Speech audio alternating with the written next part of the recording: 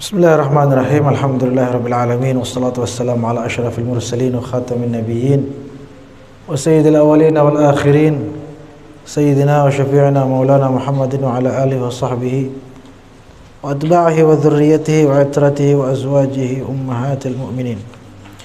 Amma ba'du.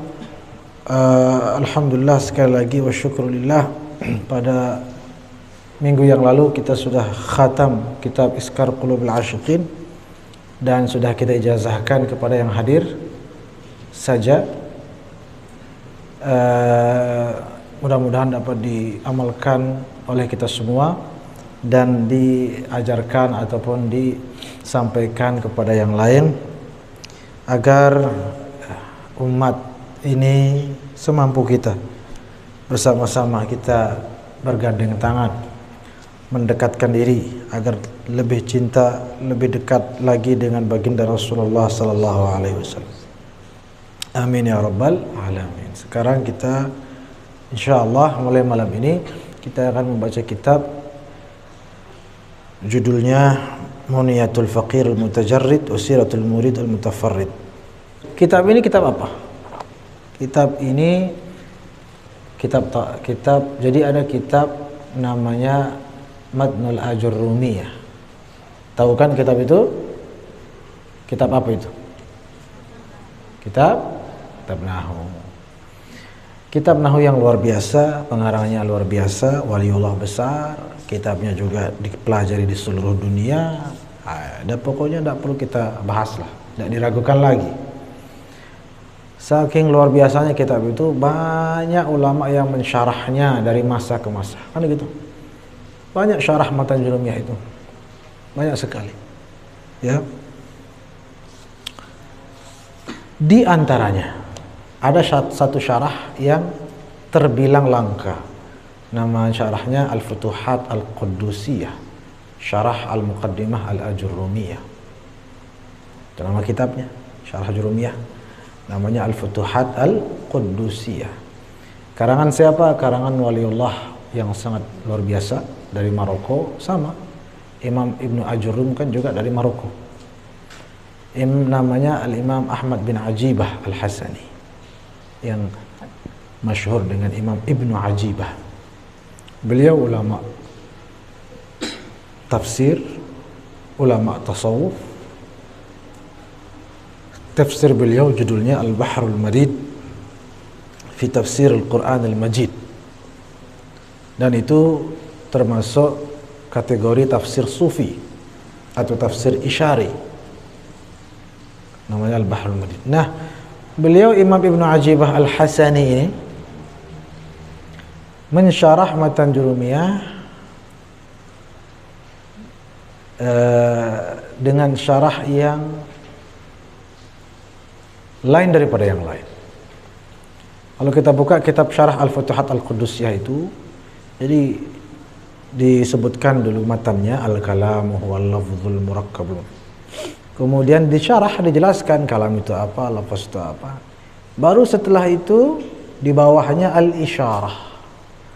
Apa maksudnya al-isyarah?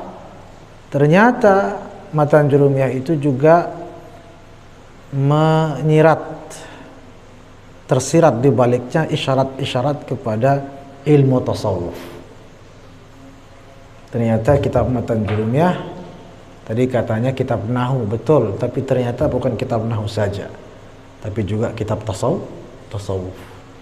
Dan yang mampu mengungkap sisi tasawufnya Matan Jurumiyah itu salah satunya Al-Imam Ahmad bin Ajibah, Imam Ibnu Ajibah Al-Hasani, dalam kitab beliau Al-Futuhat Al-Quddusiyah. Lumayan tebal. Nah, ada ulama tasawuf yang lain namanya Syekh Abdul Qadir Al-Kuhin. Syekh Abdul Qadir Al-Kuhin ulama tasawuf dari Maroko juga, dari Maroko semua.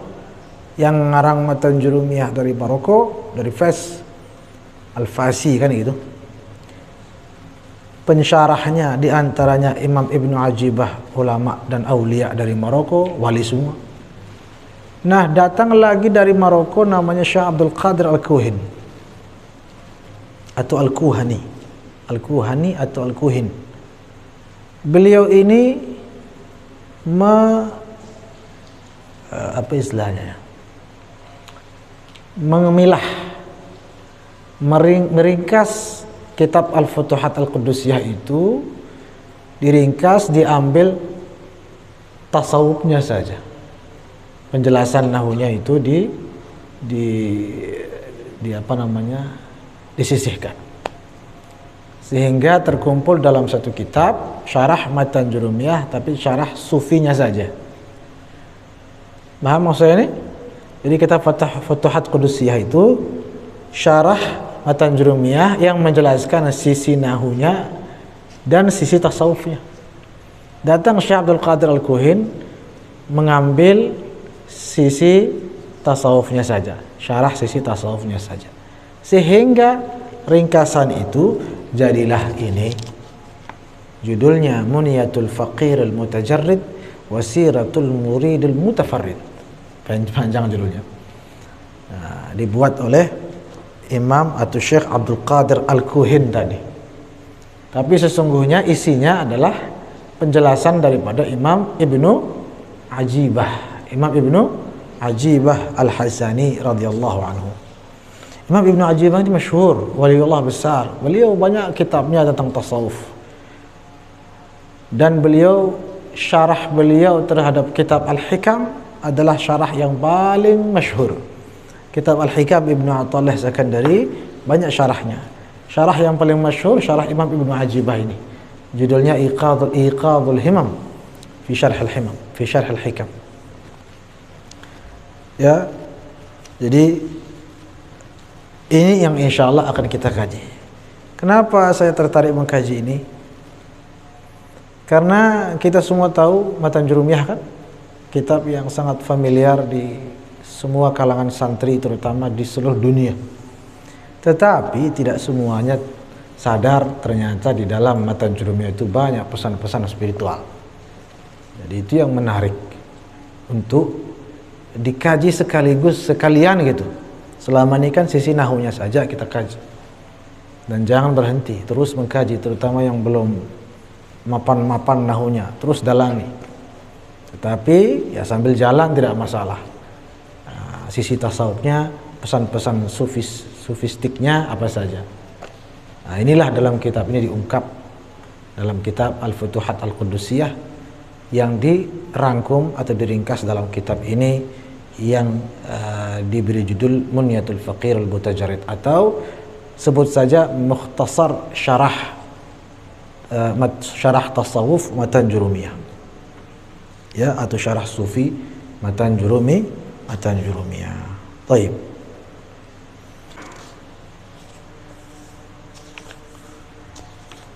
Langsung saja kita masuk kepada babul kalam. Babul kalam. Ini mukaddimahnya banyak, tapi tidak apa-apa, kita langsung gas saja. Qala al-musannifu wa bi sanadin al-muttasil ilaihi radhiyallahu anhu wa nafa'ana bihi wa bi ulumihi wa bi ulumi masyayikhina ajma'in fid dharain. Amin.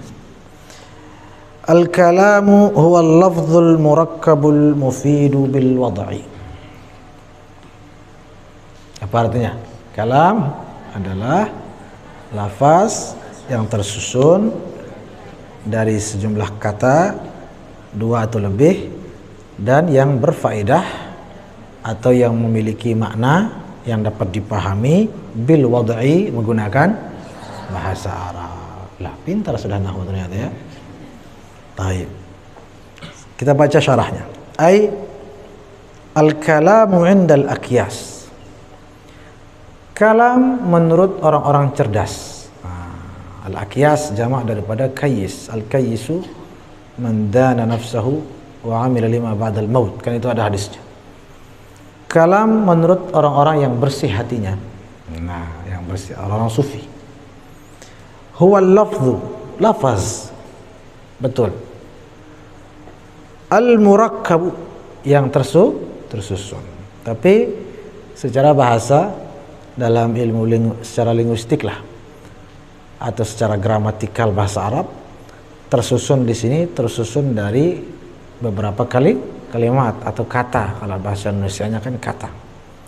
Tapi kalau dalam bahasa Sufi, kalam di sini adalah lafaz yang tersusun al-murakkabu minal maqali wal hal.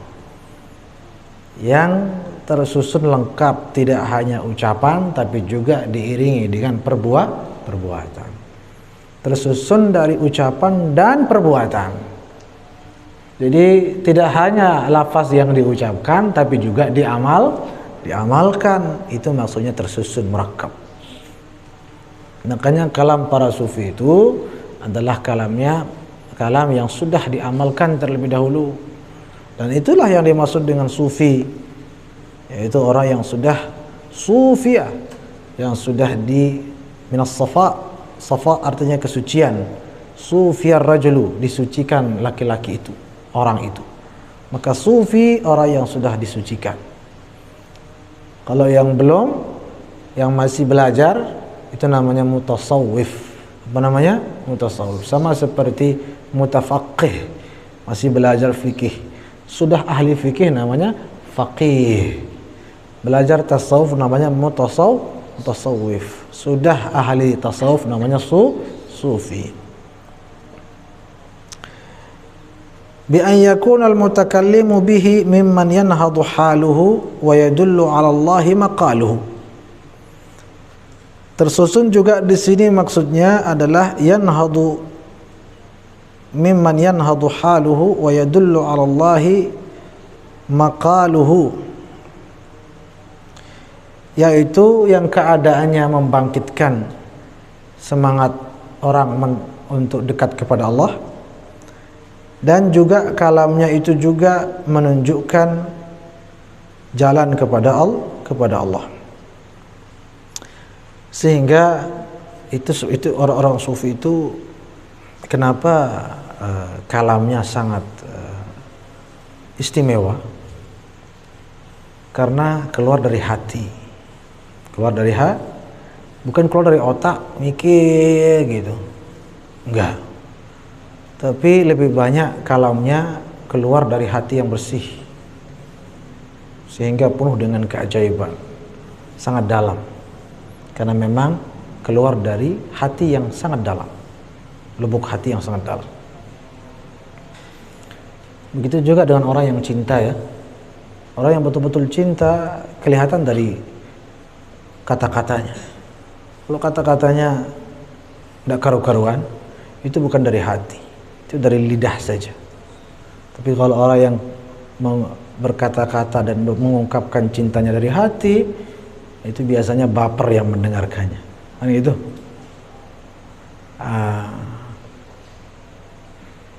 Saya teringat sama Qais bin Al-Mulawwi. Siapa itu Qais bin Al-Mulawwi? Majnun Laila, ya, orang yang tergila-gila. Qais bin Al-Mulawwi ini sangat cinta mati sama Laila. Cinta, betul-betul cinta. Siapa yang tidak kenal? Sampai dijuluki Majnun Laila, ya kan? Orang yang tergila-gila pada Laila. Sering kita dengar Laila Majnun, salah itu. Kebalik itu. Lailanya bukan Lailanya yang tergila-gila, kan? Qaisnya yang tergila-gila. Sehingga Majnun Laila, laki-laki itu dijuluki dengan Majnun Laila, Qais bin Al-Mulawwi. Sehingga semua ukapannya itu siapapun yang dengar baper langsung. Sampai dikatakan apa dalam satu syair, ra'al majnunu fis sahra'i kalba. Ya kan? Famadda lahu minal ihsani dhaila. Suatu ketika Majnun Laila melihat seekor anjing di sebuah padang sahara. Famadda lahu minal ihsani dhaila. Qais bin Al-Mulawwi, Majnun Laila ini selalu mengiringi anjing itu kemana-mana. Ekornya bahkan dipegang kemana-mana. Falamuhu ala ma kana minhu wa qalu kam analtal kalba naila. Orang-orang sekitarnya pun menegurnya, wahai orang gila, selama ini kami tahu Anda tergila-gila sama Laila. Sejak kapan tergila-gila sama anjing itu? Kok berpindah hati sekarang ke anjing? Kamu ini tambah gila saja. Faqala da'ul malamata inna aini ra'athu lailatan fi hayy Laila. Apa kata Qais? Jangan macam-macam, jangan salah. Saya kenapa begini sama anjing ini? Karena suatu malam mata ini melihatnya pernah berlalu di halaman rumah Laila. Masya Allah. Itu saking cintanya sama Laila justru. Sampai anjing yang pernah berlalu di halaman rumah Laila pun dicintai olehnya. Subhanallah. Ra'al majnun fi as-sahra'i kalba famadda lahu min al-ihsani dhaila. Falamuhu ala ma kana minhu wa qalu kam analtal kalba naila. Faqala da'ul malamata inna aini ra'athu lailatan fi hayy Laila. Ya.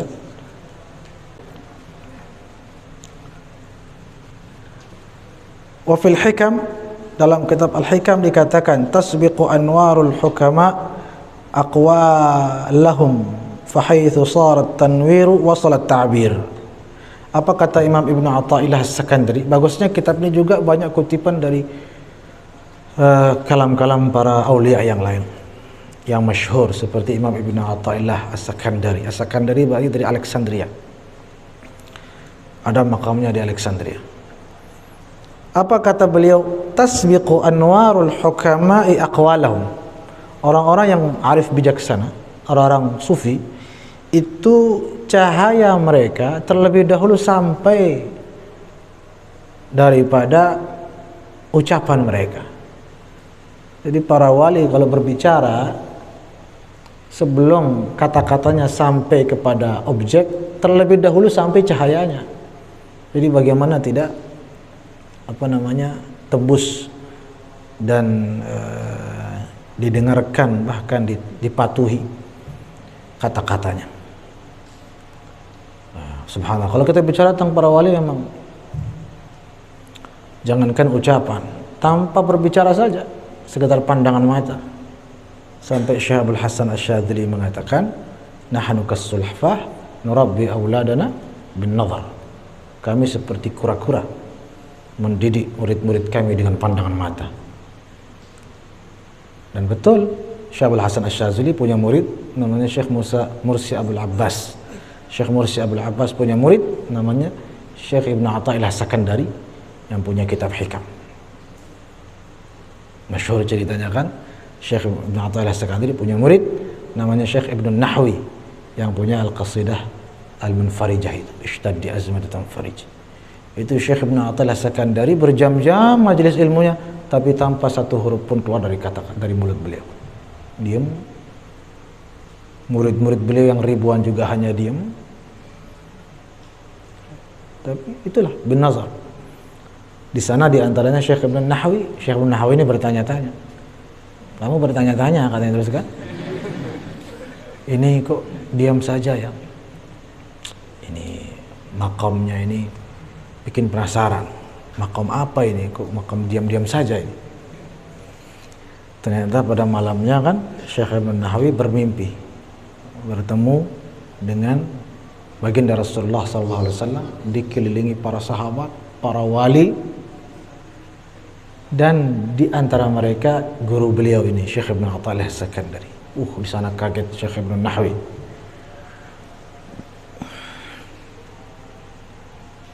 Dan Syekh Ibn Athaillah dalam mimpi itu diam juga. Sampai tiba-tiba Rasulullah SAW yang memerintahkan Syekh Ibn Athaillah ini, wahai Ahmad, namanya kan Ahmad bin Athaillah Sakandari. Ahmad, berbicaralah. Fa inna Allah yuhibbu kalamak. Atau kama qala sallallahu alaihi wasallam. Berbicaralah wahai Ahmad, sesungguhnya Allah suka mendengar bicaramu. Allahu Akbar. Di situ Syekh Ibn Nahwi kaget dan di situ terjawab, ternyata ini makamnya. Wajar beliau selama ini diam, karena suara beliau sangat mahal, dicintai oleh Allah. Jadi kelas-kelas mungkin gitu kali ya, kelas-kelas kita tak pantas mendengar suara beliau, wajar. Mahal, sangat mahal. Suara dan bicara yang sangat dicintai oleh Allah. Itu didengar langsung dari baginda Rasulullah sallallahu alaihi wasallam. Bangun-bangun kaget, hadahul maqam. Ya, ternyata ini makam guru saya katanya. Tinggi sekali. Semakin semangat ngaji, pergi majelis berikutnya diam juga. Dalam hati, wah guruku katanya. Saat itu baru Syekh Ibn Athaillah berbicara. Ibn Nahwi katanya ditunjuk langsung. Wih, gemeteran kan. Tumben dia bicara. Subhanallah. Apa yang kamu belum tahu lebih tinggi lagi katanya. Jadi maksudnya makam saya yang kamu ketahui belum seberapa. Paham nggak maksudnya? Yang kamu ketahui itu baru yang kamu ketahui. Yang kamu tidak ketahui daripada makamku itu lebih tinggi lagi. Subhanallah, itu ahwalul aulia. Makanya tidak heran kalau kita mendengar seperti ini, kita membaca apa katanya, tasbiqu anwarul hukama'i aqwalahum fahaitsu sarat tanwir wasalat ta'bir. Jadi prosesnya para wali kalau sudah mendidik, dipancarkan dulu cahayanya kepada muridnya, tapi yang betul-betul murid. Nah, itu lagi. Nanti ada kajiannya nanti insya Allah tentang murid yang sesungguhnya bagaimana, yang pantas mendapatkan pancaran cahaya para aulia itu. Dipancarkan dulu cahayanya, baru disampaikan, maka akan langsung diikuti. Allahumma ja'alna minhum, amin ya rabbal alamin.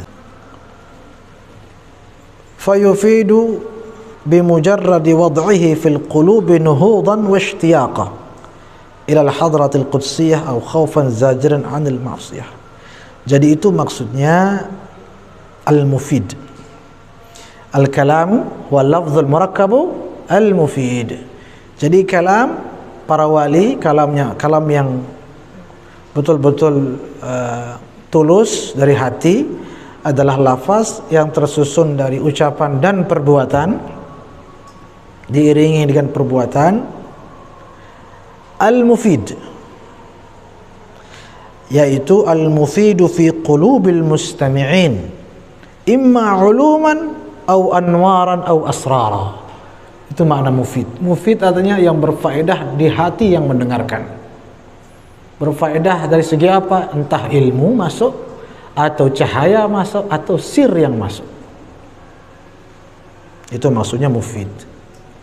Dan itu sekali lagi mufidnya setelah murakkab dulu, sebelum disampaikan, diamalkan. Masih ingat kisah khatib yang masih ingat? Ada khatib yang semua pidatonya, semua khutbahnya pasti dilakukan. Masih ingat itu? Apa sebabnya itu? Apa kisahnya itu? Masih ingat atau ada sebagian tidak tahu? Ada yang tidak tahu? Angkat tangan yang tidak tahu, yang belum dengar. Oh my god, oh my god, oh my god. Wani piro. Ya, pendek cerita lil istifadah, ada seorang khatib, semua khutbahnya diikuti langsung oleh orang. Apapun disampaikan dalam khutbahnya. Misalnya khutbah Jumatnya di suatu hari tentang jangan berbohong. Tidak ada yang berbohong habis itu. Khutbahnya besok tentang sedekah. Semuanya rajin bersedekah. Sampai yang paling miskin juga dia paling rajin bersedekah. Luar biasa. Dahulu kala. Nah, semua khutbahnya pokoknya langsung diamalkan sama semua jamaah Jumat itu. Dan masyarakat yang mendengarkan. Sehingga kumpullah para budak hamba sahaya ketika itu. Berinisiatif dan mau request tema khutbah sama tuan guru itu. Apa requestnya? Tentang keutamaan memerdekakan budak. Supaya apa? Supaya mereka bebas.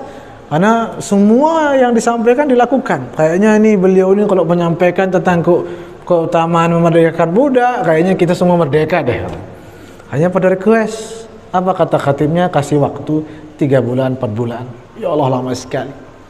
Betul, setelah sekian lama, baru udah lama menunggu para budak ini, tiba-tiba Ma'asyiral muslimin rahimani wa rahimakumullah.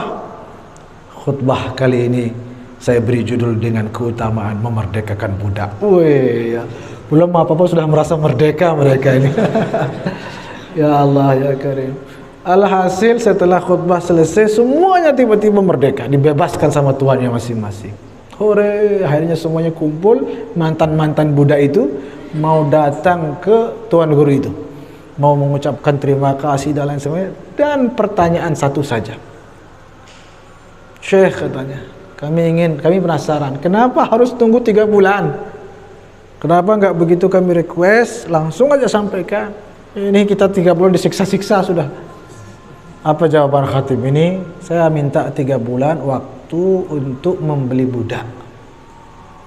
Karena semua yang saya sampaikan itu saya amalkan dulu baru saya sampaikan. Karena bagaimana saya mau menyampaikan tentang keutamaan sementara saya sendiri belum pernah memerdekakan budak. Karena itu saya minta waktu, saya kumpulkan uang untuk beli budak. Habis itu saya langsung merdekakan, baru saya sampaikan tentang keutamaan memerdekakan budak. Nah, apa pelajaran dari kisah ini? Ternyata rahasia ucapannya diamalkan, didengar orang karena dia mengamalkannya terlebih dahulu. Paham? Wallahu a'lam. Ayo, kamar sudah.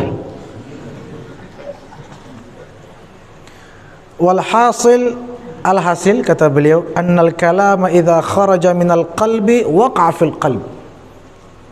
Alhasil ucapan atau qaul yang keluar dari hati dialah yang masuk ke dalam hati. Kalau dari mulut masuknya ke telinga, mending telinga kanan keluar telinga kiri. Kalau masuk keluar telinga kanan lagi, mental. Itu dari mulut ke telinga. Tapi al-kalam idza kharaja minal qalbi waqa'a fil qalbi, dari hati ke hati. Makanya Allahumma shalli ala sayyidina Muhammad, ada hadis masyhur, man ra'a minkum munkaran falyughayyirhu biyadihi fa lam yastati' fa bilisanihi fa lam yastati' fa biqalbihi wa dzalika adhaful iman. Masyhur hadis ini, maknanya juga masyhur, tapi ada makna yang nadir. Ini yang ingin saya sampaikan. Makna yang masyhur apa? Kalau melihat kemungkaran, rubah dia dengan tangan. Tidak mampu dengan tangan, dengan lisan. Tidak mampu dengan lisan, maka dengan hati.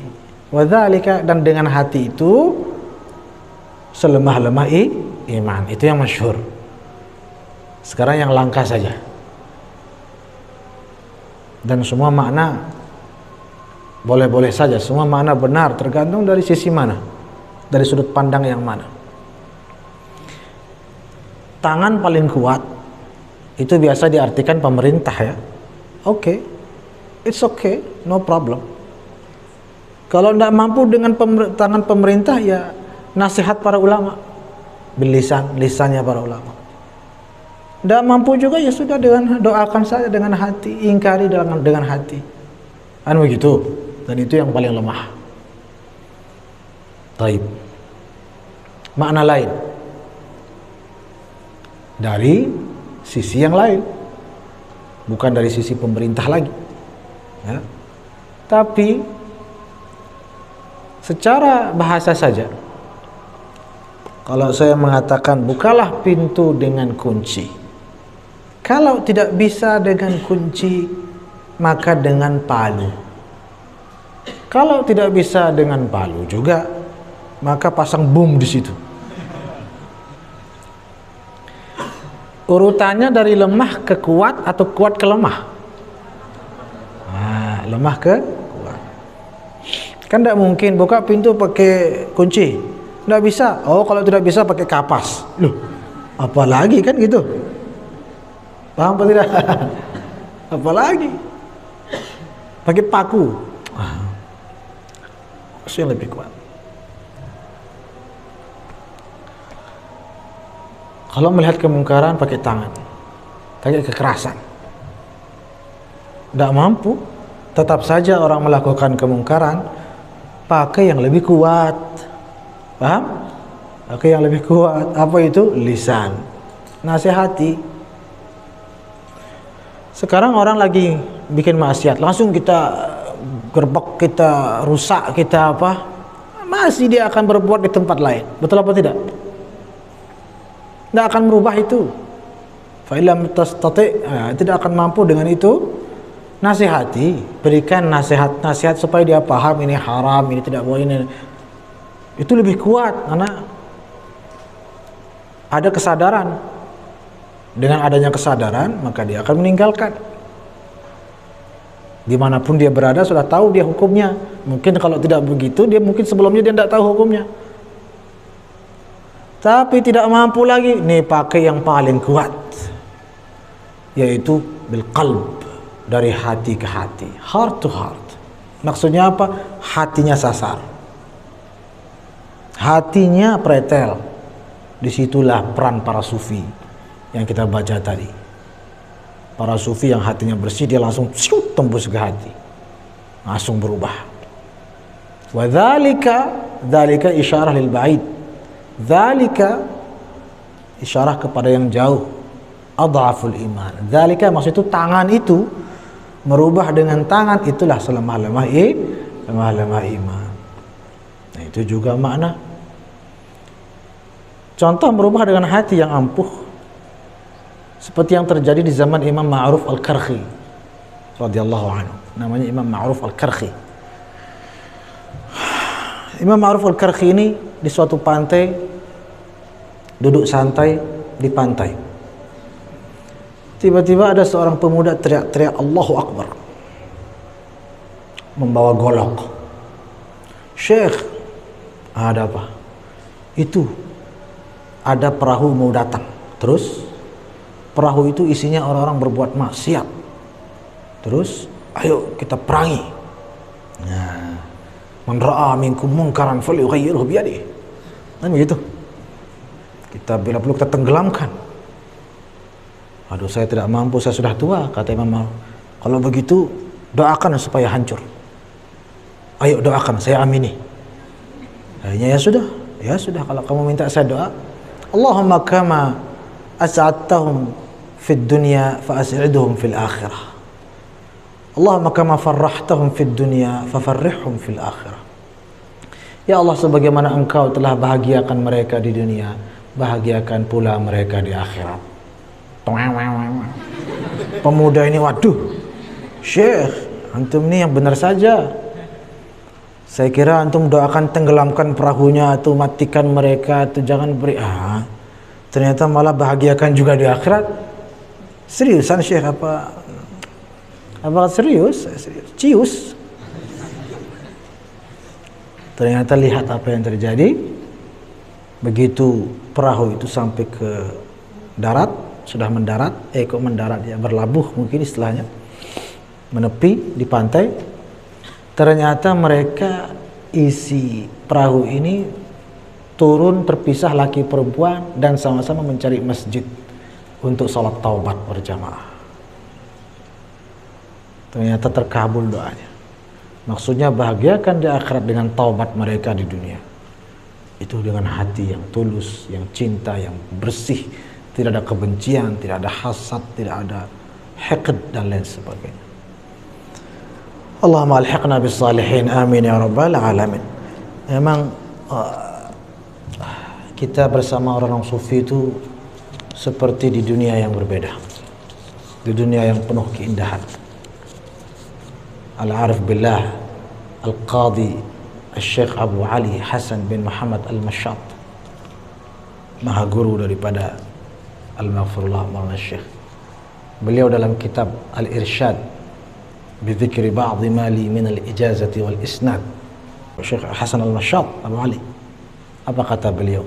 Wa usihi wa nafsi bisuluki tariqil qawm alladhina hadhiru rusukhi aqdamihim fi kamalil mutaba'ati lil hadyin nabawi qalban wa qaliban wa halan wa khuluqa. Itu Syekh Hasan Al-Mashat. Beliau mengatakan, aku berwasiat kepada muridku, semua pecintaku, sebagaimana aku berwasiat pada diriku sendiri. Bisuluki tariqil qaum, bersuluklah pada tarikat kaum sufi. Syekh Hasan Masya. alladzina hadiru sukhi aqdamihim, yang mana para sufi itulah yang sudah kokoh pendiriannya fi kamalil mutaba'ah lil hadyin nabawi, kokoh pendiriannya dalam kesempurnaan mengikuti petunjuk Nabi, qalban wa qaliban, zahir dan batin, halan wa khuluqan, dalam setiap keadaan dan perilaku. Itu para sufi. Sampai beliau melanjutkan apa katanya, fa in lam yakun li tariqihim salika fala aqalla min an yakuna lahum muhibbah. Kalau tidak bisa, kalau tidak dapat menempuh suluk dalam tariqah mereka, entah mungkin sulit mendapatkan yang mu'tabarah atau apa, mendapatkan mursyid kesulitan, fala aqalla min an yakuna lahum muhibbah, sekurang-kurangnya kata Syekh Hasan Masyad, jadilah pecinta bagi mereka. Allahumma ilhaqna bis salihin, amin ya rabbal alamin. Bagaimana cara menyampaikan sesuatu dengan hati supaya bisa sampai ke hati? Itu tadi, dengan salah satunya amalkan dulu sebelum disampaikan. Wallahu a'lam. Ada lagi? Kan kadang-kadang orang menyampaikan itu dia sendiri tidak paham apa yang disampaikan. Jadi, aduh, susah kalau begitu. Ditambah lagi dengan niatnya untuk apa, Allah dunia, hanya mengelabui, hanya apa, hanya mungkin supaya apa, nauzubillah min dzalik. Jawaban lain, bagaimana agar apa yang kita sampaikan itu dari hati sehingga sampai ke hati? Terima dulu ilmu dari hati para wali. Terima ilmu dari hati para wali. Itu yang dimaksud dengan sanad, silsilah keberkahan, silsilah cahaya, silsilah madad, silsilah asrar anwar, lewat para wali dari wali sampai kepada Rasulullah sallallahu alaihi wasallam. Terima dari beliau-beliau dengan adab, dengan kesungguhan, dengan sepenuh jiwa raga. Terima dengan hati, dengan ketulusan. Maka dia akan mengalir dengan sendirinya kepada orang lain, dari hati kita kepada hati yang lain. Wallahu a'lam bishawab. Aqimis shalah.